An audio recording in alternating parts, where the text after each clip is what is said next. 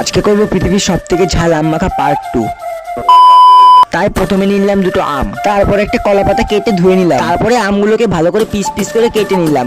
আর কাটার ভিডিওটা তোমাদের সাথে শেয়ার করতে পারলাম না, কারণ এটা নাকি গাইডলাইনের বাইরে। তারপরে টুল নিয়ে জল ভর্তি একটা গাবলা রেখে দিলাম, তারপরে পিস পিস করা কেটে রাখা আমগুলো জলে ভালোভাবে ধুয়ে নিলাম, তারপরে কলা পাতায় কেটে রাখা আমগুলো ডেকোরেট করতে লাগলাম। আম মাখার জন্য কিছু লেবু পাতা গাছ থেকে ছিঁড়ে এনেছিলাম, শুনেছি নাকি এতে আম মাখার টেস্ট আরো দ্বিগুণ বেড়ে যায়। তারপরে দিয়ে দিলাম 1 প্যাকেট লঙ্কার গুঁড়ো, যেহেতু পৃথিবীর সব থেকে ঝাল আম মাখা করছি তার জন্য পুরো 1 প্যাকেটই দিতে হবে। 1 প্যাকেট লঙ্কা গুঁড়ো দেওয়ার পরে কেন জানি না মনে হচ্ছিল ঝাল একটু কম হয়ে গেছে, তাই আরো কিছু লঙ্কা দিয়ে তারপরে লবণ দিয়ে আমটা ভালোভাবে মেখে নিলাম। মাখানোর পরে একটু ভালোভাবে ডেকোরেশনটা করে নিলাম। তো ফাইনালি আম মাখাটা দেখতে ঠিক এই ধরনের লাগছিল। তারপরে একটা আমের পিস তুলে খেয়ে নিই, আর খেয়ে যা বুঝলাম অনেকই ঝাল হয়েছিল।